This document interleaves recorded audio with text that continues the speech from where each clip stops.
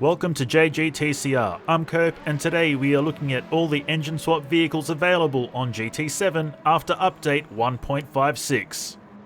Let's get into it. In this video we will share a tune sheet for each of the engine swap vehicles and see how they perform for one lap of Deep Forest. Our aim is to dial in a quick tune to get these cars stable, as engine swapping can sometimes render these vehicles undrivable. For more detailed tunes on these cars and many others, keep an eye out on the tuner series also available on this channel. Let's take a look at our first engine swapped car, the Ford Escort.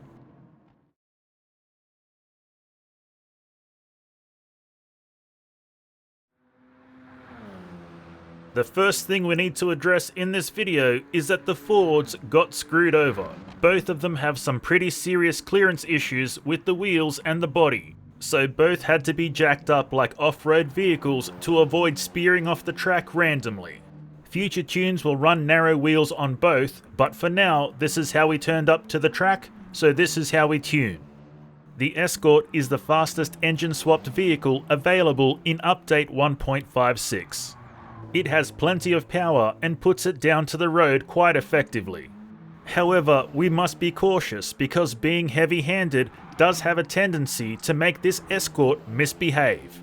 Coming in late and heavy on the brakes can cause a slide, and if we use the same vigor with acceleration on corner exit, all four wheels are capable of lighting up, and then it's anyone's guess where we end up.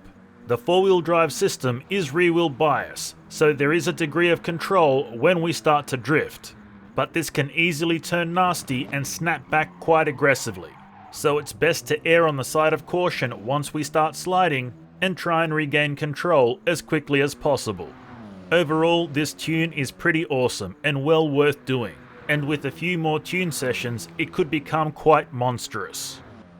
Up next, the Sierra Cosworth.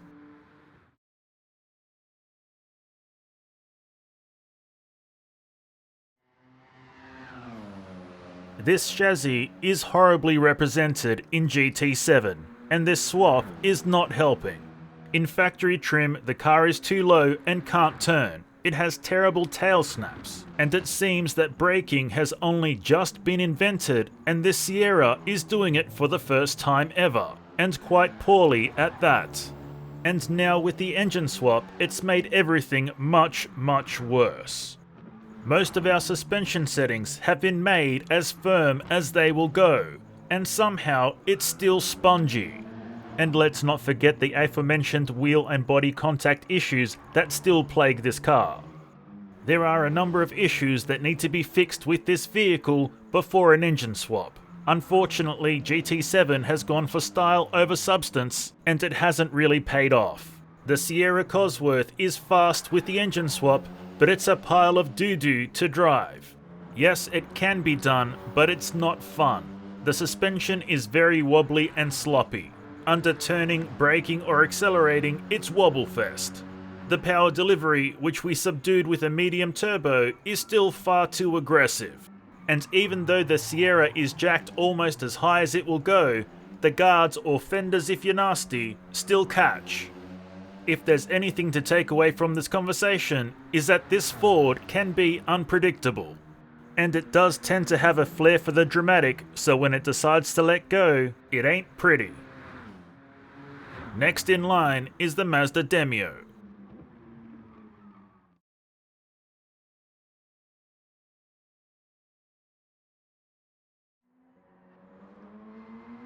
Big power and front-wheel drive are rarely a good combo, and this supports that theory. While this may be one of the better examples of front-wheel drive with big power, it still suffers the same fate as the rest of them, and that is an unhealthy overdose of torque steer. We piled on a bunch of ballast over the front wheels, but it still struggles to put power down to the ground. We also raised the tail and firmed up the rear suspension, but again, difficult to put the power down to the ground. Front downforce, yep, a pile of that too, but still can't get power to the ground. We are constantly battling with throttle modulation, trying to make the best of this situation. Unfortunately, there seems to be no clear indication whether it's best to take it easy on the throttle or just keep the foot down until it straightens itself out. As many times as we experimented, the results always varied. And of course, adding to this major issue, a minor issue. The tail end of the Demio is very light, which means when we brake, it lifts. Not a lot and not all the time, but enough to unsettle the car. So it turns out we have to be cautious with almost everything we do. Accelerating, braking and turning can all be impacted by the aggressive nature of what this vehicle has turned into. That's not to say that it's bad. It does well enough for the format, but it's difficult to say that it's good. Our next vehicle is the Subaru Impreza 22B.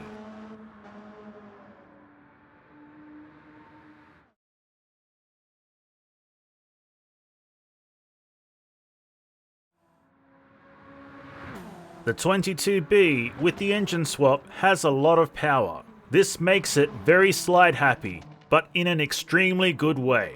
It seems that these Subaru WRX chassis are perfect for engine swaps, because each of them takes it like a champ. For this particular rendition, we have to pump up the top speed. This can make it feel lazy, but if we keep it in the power band and on boost, it's happy. The power delivery is reasonable in aggression. However, it does fall shy of being overwhelming.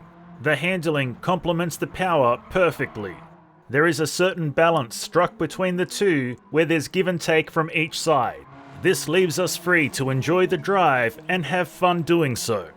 We can choose to go the full grip run route, or we can come in crossed up sideways like a rally car, stomp on the gas and do a four-wheel smoke show that even Ken Block would be proud of. To say this Subaru is predictable would be an understatement. It would be more accurate to say that this Subaru is intuitive. It knows exactly what we are trying to do and is one step ahead the entire way. The Subaru engine swaps have to be the most comfortable on GT7. The balance of the vehicle is almost unaffected, and if there is a negative impact, it is easily fixed through tuning. If there was one engine swap to be recommended over all the others, this would be it. Next up, the Impreza Coupe.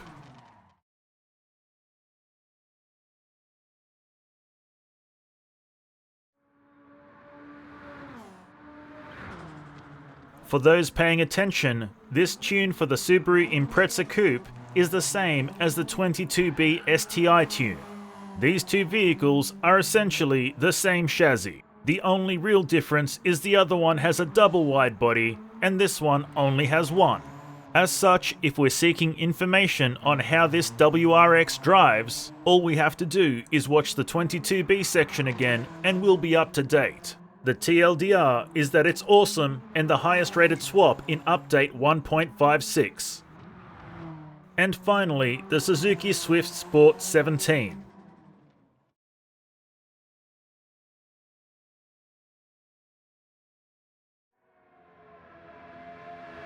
The Suzuki Swift is essentially a carbon copy of the Mazda Demio. It's a lightweight front-engine front-wheel drive vehicle with a lot of power. Again, we face the same kind of issues where it's hard to get traction to the front wheels, so we can lay down a good time. We use the same tricks with ballast, downforce, and a firm rear suspension setup for the most part to no avail. We can also expect the same kind of drive feel. Lots of torque steer and wheel spin that's difficult to control with throttle modulation. At the end of the day, there's a time deficit of around 2 seconds between the two cars, with the Suzuki Swift being the slower of the two. And while 2 seconds is a lot of time when racing, at the end of the day, they feel like driving the same car. In short, not fun at all. However, it is another vehicle rendition to add to the collection. So if, like Pokemon, you want to collect them all, get to it. So there you have it, each of the new engine swap vehicles available on GT7 after update 1.56. The good, the bad, the ugly, and a few tunes that should make driving them a lot easier.